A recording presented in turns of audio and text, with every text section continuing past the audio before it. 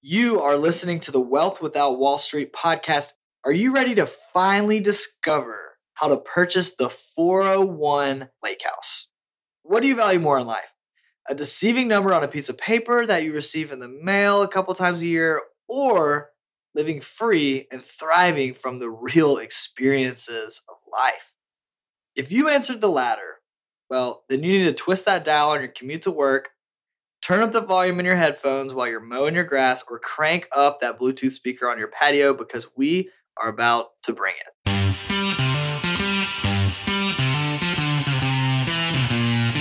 Welcome to the Wealth Without Wall Street podcast, your guide to understanding how to get out of the Wall Street rat race and start your own mailbox money lifestyle. Now, don't let the handsome Southern draws fool you. These financial minds are teaching our country to enhance savings, increase cash flow, and create passive income, all without the help of Wall Street. Are you ready to break through? Here are your hosts, Russ Morgan, Joey Murray, and Will DeShazer.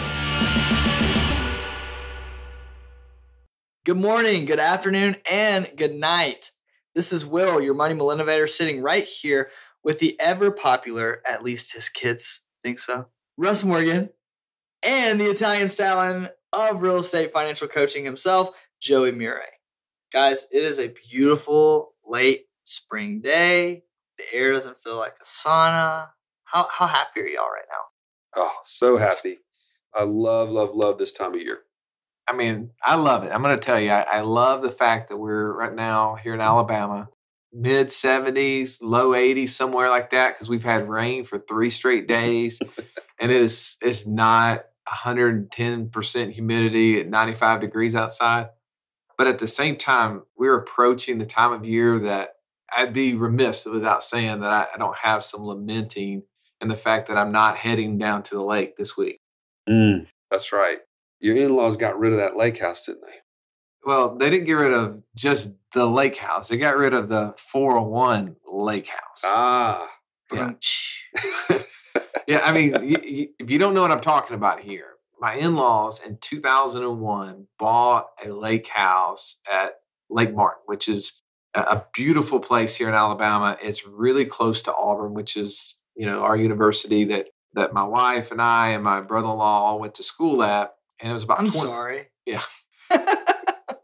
Is the Alabama fan. I was waiting on that. I looked at Joey and I could tell he was expecting it. I wasn't going to say it, but for his sake, I did. What I figured out is that they made the best investment you could ever make. We are constantly searching for what is the best investment. And I will tell you, I experienced the best investment when they bought that lake house. I'm just going to give you some details here, Joey. They bought the lake house in 2001 for $200,000. He put in $20,000 as a down payment. And from that point on, took the same amount of money that he was putting into his 401k and just made his mortgage payment, property and taxes, insurance payment, and so forth. Which that was what?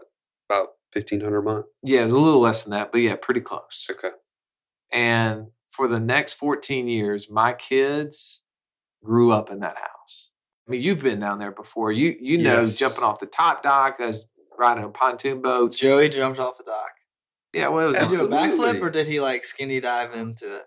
I don't remember. No, What did you do? there was A no gainer? backflipping. There's no gainers. I have never been able to pull that off. You're a can opener guy. The preacher seat.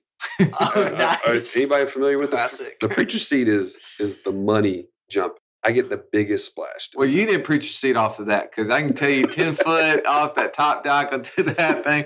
Preacher seat, you still be remembering what that was. So you It probably leaves a mark. you probably pencil dived that thing or something. But I want to get into some specifics of this today because this is a often asked question: is should I get a second home, and how valuable is that investment? And I know that I've gone on both sides of this because you and I had a conversation one time. I'm about to tell you, I'm frustrated right now. Yeah, we went back and forth on you buying a beach house when you're still a client of mine. That's right.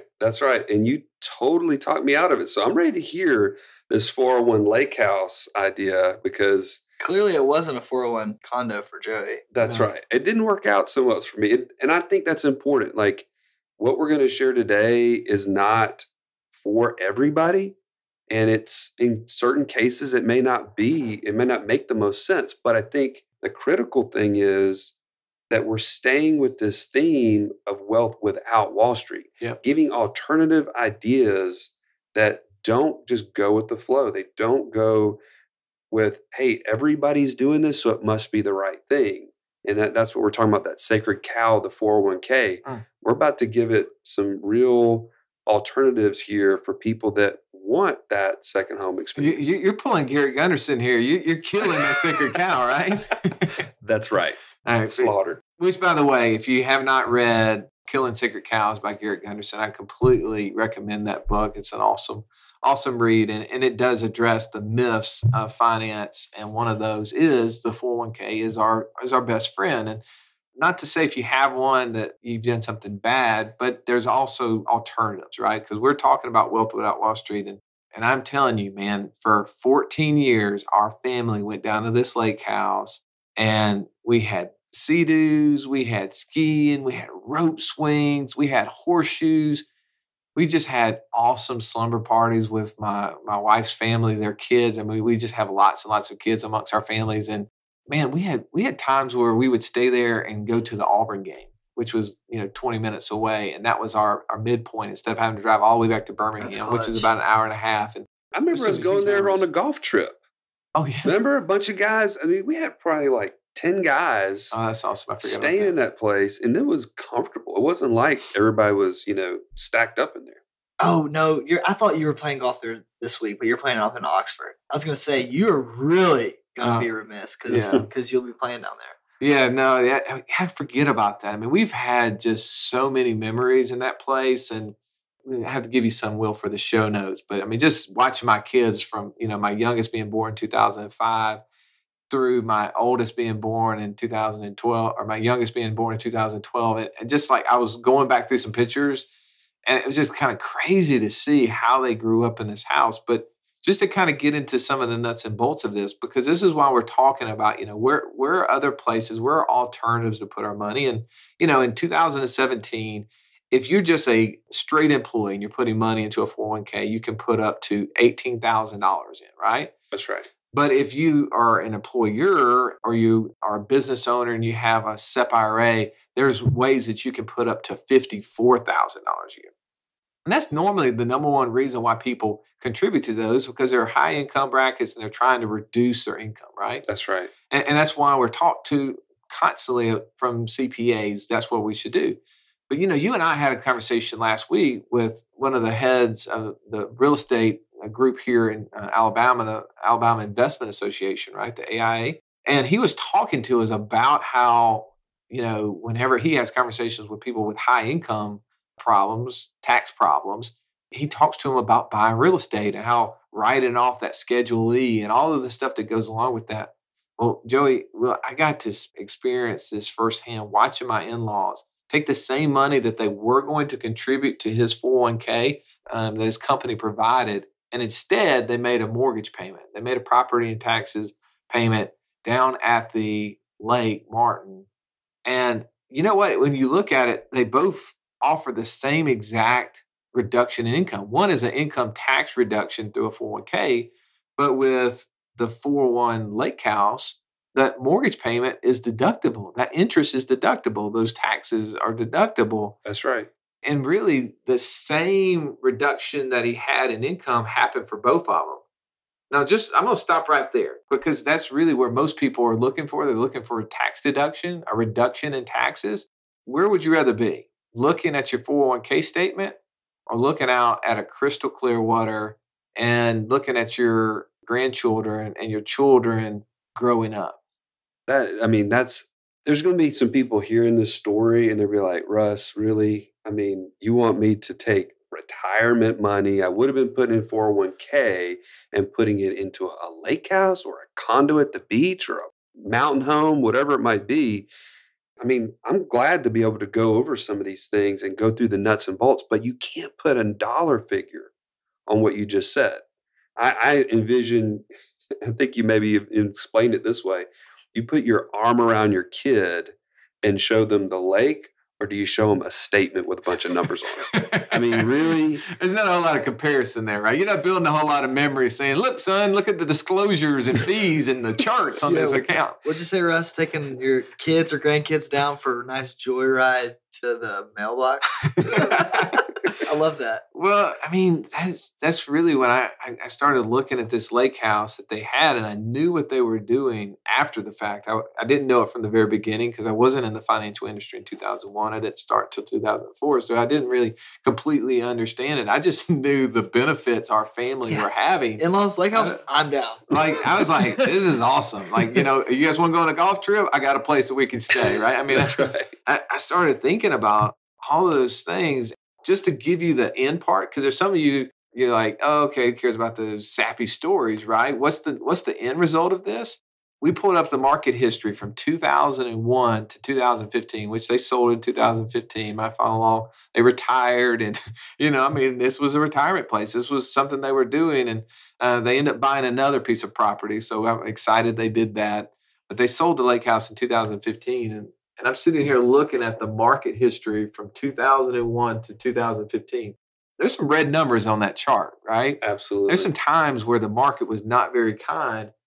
But at the end of the day, its average rate of return from 2001 to 2015 was 4.7%. And it's funny. I sat down and I asked my father-in-law earlier, I said, remind me what you bought the lake house for. And he said, I bought it for $200,000.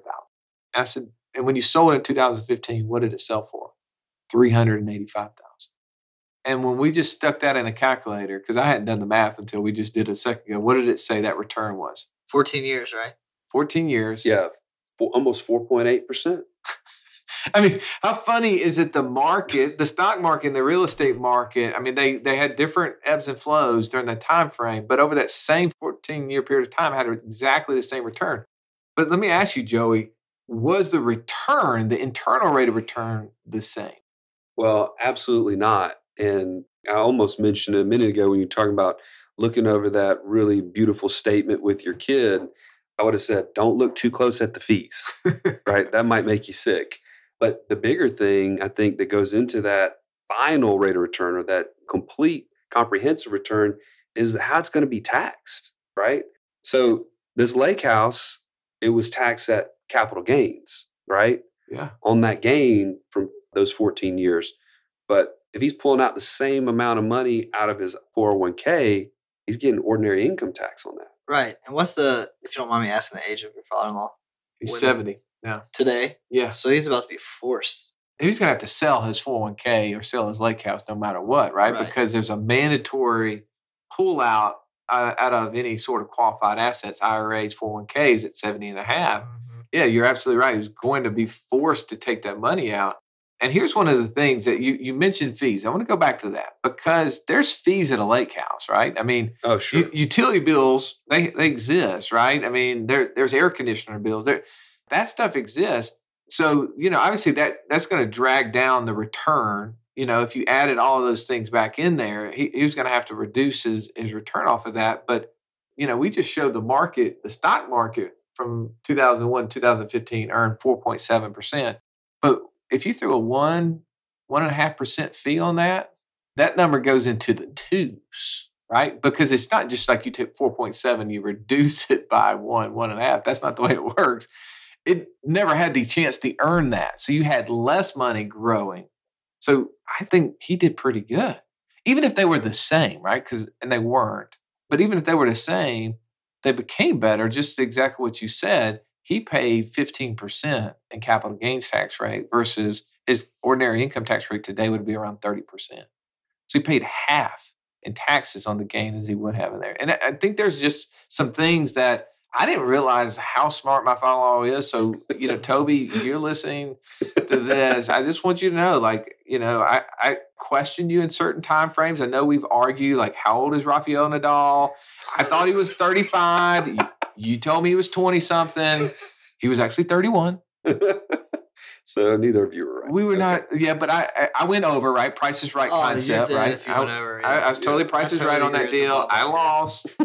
But on this, I give you your due. This is such an awesome idea for so many reasons. But when you're just looking at the fine-tuned numbers like that, it's like, wow, That's much better. Yeah, because people can quantify or qualify. And like I mentioned at the beginning of the show, would you rather be looking at this number on a piece of paper or experiencing the real freedom of life while reassessing it and seeing the number on a piece of paper? Yeah, you get both. That makes total sense. Right?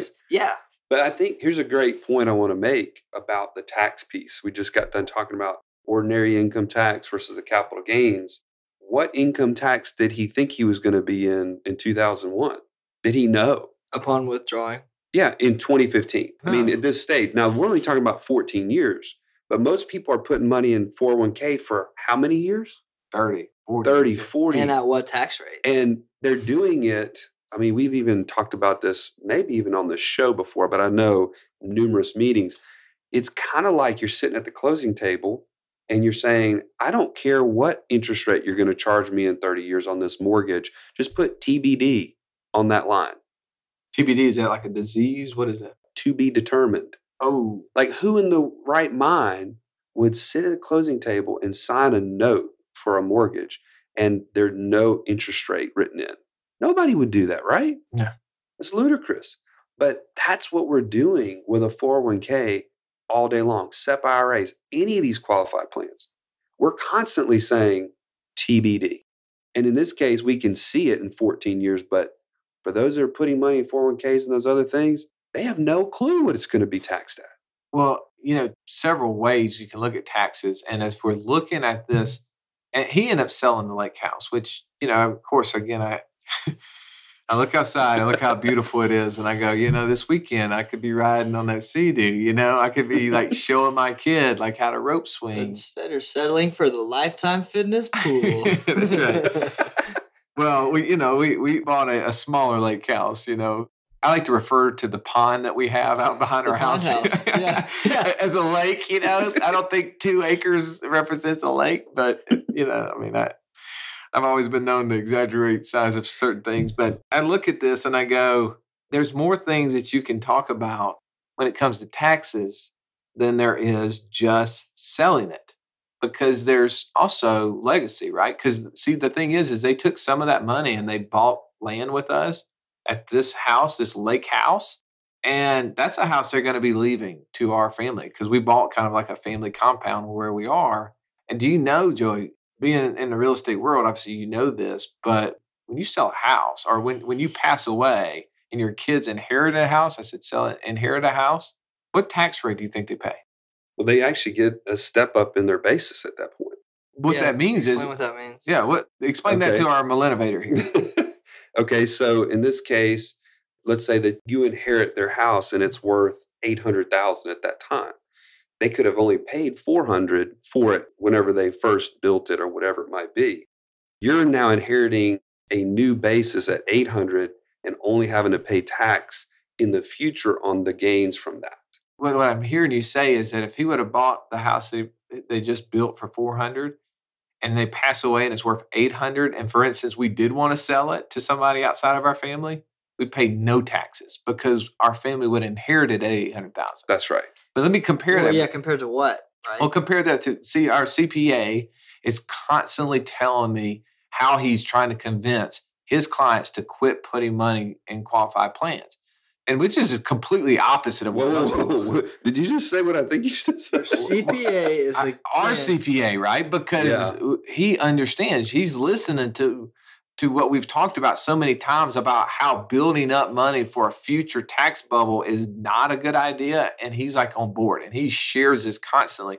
And when I ask him, like, again, what are you telling these guys? He goes, Russ, when I see these families and they've got, hundreds of thousands, if not millions of dollars in these qualified plans, and the several clients I've had that have passed away and those kids inherit that money, it's like a huge whammy to those kids because they now have to go pay ordinary income tax on this huge windfall. The government gets 50 cents on the dollar. Yeah. And it gets worse if they have a state tax problems, right? Well, if you're dealing with real estate, there is no tax on that money. It's just a step up. You get the actual property value. I think there's huge parts to that. Not to mention, there's no limits. There's limits. I talked about it from the very beginning. You can only put in $18,000 or $54,000 a year. And for a lot of our clients, And you're talking about in qualified plans. yeah, they need to be saving more than that in order to reach their goals. Well, I mean, how big of a home do I have to have? I can deduct up to $1 million in loan interest, right? I mean, you're in the mortgage world for 11 years. How big a home is that? Well, just thinking in terms of like limits on what they could have been putting into a SEP or something like that. That's almost, let's just say it's a little bit more than $4,000 a month In a mortgage. into a mortgage. I mean, do the math on it, whatever the interest rate of the day is, but that's probably somewhere in the realm of a $650,000 loan when you consider taxes, insurance, and all that. That's probably a $750,000 lake house or beach house or whatever it might be. So that's under the $1 million that they actually could deduct. So they truly could put in more money if they wanted to. Correct. And get the same reduction in income. Now, I'm not, again, going back to the point where several years back, you wanted to buy a beach house. And we went through the math and we couldn't make it make sense for you. But it also was because you were not going to go there all the time. And right. And we started going through that thing. I think it's from what my in-laws did, it was much different. They had my wife and her brother at Auburn at the time. And it became the place to go. Instead of going to the beach, instead of going on the other vacations, that's where we went. Right. And instead of investing the money in the stock market, which what he would have done with the money, and we look back and we go, wow, what a great return. But the return is really just what you said at the very beginning, Will, is that if he had had a 401k, we would have, in 2015 looked down and he would have roughly had about $350,000 to $400,000 in that based upon that same time frame. And that's all he would have had. Yeah. He wouldn't have been able to use it. Well, but he would have had the scrapbook full of the statements. Well, and my father-in-law keeps stuff. There's no doubt he'd have a dresser drawer full of statements that he would have kept, but it'd be nothing like their wall right now. You walk into their house and they've got 3 or 4 big, huge collage like frames, one of those like 20 picture kind of frame things. And every single one of them are full of the pictures from 2001 to 2015 of us down at that lake house. That my daughter, skiing for the first time, having one of my daughter's 3rd birthday parties there, us having Thanksgiving there one year, us bringing friends like you guys down and going through all that stuff, jumping off the top dock, riding the pontoon boats, 4th of July. I can go on and on and on. There's so many pictures that they have. It's no comparison to a statement, bro. Yeah. It's not even close. Yeah. And I think Will and I were even talking about this. There's even a big, I think, an awakening to a certain degree of people that realize that minimalism is really the answer to a certain degree. Like, how do we create more experiences in life versus just this, let me put money away and hope that one day it's big enough to start enjoying it, right? Retirement has become this idea that like, oh, well, now I can start enjoying it after I put it off for 40 years. Wait till 59 and a half to enjoy my life. Yeah. Dude, I hope that I'm in great shape when I'm 60. Don't get me wrong. But you're not going to find me pedaling across Europe when I'm 60 years old or jumping off the top deck of a dock when I'm 60. Yeah. That's not going to happen. So I think that there's a very valid point to what we're talking about today. And we've kind of alluded to this, but I just want to reiterate. Maybe there's this picture of the 401k is just like having a lock on those assets. You can't get to them. There's penalties if you do. It's like putting your hand in the cookie jar. You're going to get it slapped and you're going to say, never again. I'm not going to do that. But you go to that 401 lake house with a key, right? Just that picture of opening the door, I think that resonates with me. And it resonates with so many people. Well, I mean, I had the conversation yesterday. Somebody was saying, we were talking about some of the things we do, and they said, this is so awesome. I want to participate more. I've got about 70,000 that we've stuffed away into a 401k over the last 5 years. Can I get that money out and use it to go do some of these things we're talking about doing? It's like, you can call your HR provider. You can ask them if you have some in-service withdrawal privileges, but most likely the answer is no. They're going to say, no, you can't get it. Your brother can't get it. Your sister can't get it. Nobody can get it. But I had lots of friends go down to that lake house from time to time. And you know what I would tell them? Hey, by the way, underneath the deck, there's a little door. Open that up and look up above the door, and there's a key hanging on a hook there. And then take that key off the hook, and they'd open the door, and they were off to the races. Man, how much cooler is that when you get to actually enjoy the money and their situation had the same return virtually. I would say actually probably a higher internal rate of return because of the cash flows of it. But at the end of the day, the lifetime memories that they had and the opportunities it created, because just what we were talking about, one of those opportunities was that we had a Sunday school outing there, and I got to bring you and several other people I know. Well, you and I are bonding relationships back then that now have made us business partners. Yeah, that's huge. I mean, that's the kind of thing where it wasn't like I ever would like take you and take my 401k statement and say, hey, by the way, take a look at this, man. And yeah, let's hang out. I'm doing really well. Yeah. Well, you wouldn't do that because you would. I mean, no matter what it says, either you don't want to show how little it is, how bad it's doing, or if it's doing great and has lots of money, you don't want to be prideful in it, right? Yeah. But there's nothing prideful taking somebody down to the lake house and saying, let's enjoy our families together and let's take advantage of this. But this is my investment, right? So it's not only that it is a lake house, it was an investment. It was a place that they were investing their dollars instead of in a 401k, SEP IRA, whatever it is.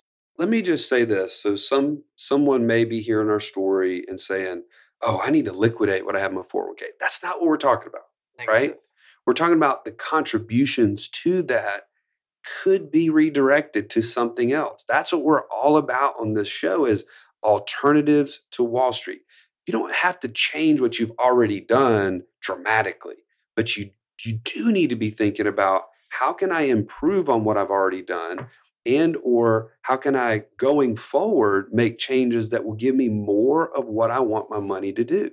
Maybe it's more memories and experiences like what we've talked about today and the returns that we're talking about. Or maybe it's I want to create passive income some way today so that I can have those experiences. Well, so I just want to kind of reiterate that. And what was that, Russ? We're good friends with an economist, Dr. Paul Cleveland, who teaches, and he talks about wealth. What does he say? That money in the exchange?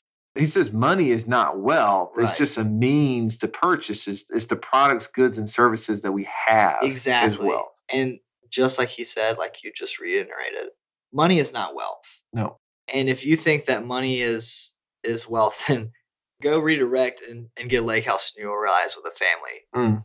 That's true wealth, right? The times that you've had down there, the pictures that are on the wall, that's true wealth. And it's a lot more than the good old joyride down to the mailbox. or maybe pulling out the scrapbook 10, 20 years from now, showing the good statements from the good days like 2007, 2008. Actually, I'm looking at the graph here. Those were terrible days, but I guess 13 would have been a good one had you stopped after that year. Right. But guys, if you know anyone who thinks, man, I need an alternative. I'm tired of this traditional 401k. I want a 401k lake house, right? I want a 401 condo. Whatever that might be, refer them over to the show. Let them listen to this. This is just an alternative way to build wealth without Wall Street. And that's what we are all about. So don't only do that. Don't stop there. Also review us. Give us a review on iTunes. Let us know how we're doing. Give us the feedback that what you want to hear or what you want the next show to be about or what you love, hate, or really enjoy about our handsome Southern draws. Whatever it may be, tell us because we do this show for you. We're here to educate you and teach you a way to create and build wealth without Wall Street. So until next time, Joey, Russ, it was fun. Enjoyed it. Thanks for sharing, Russ. We'll see you guys in the next episode. This has been the Wealth Without Wall Street podcast. Don't forget to subscribe to the show to break free of the Wall Street mindset and begin building wealth on your terms in places you understand so that your wealth will never run dry. See you next episode.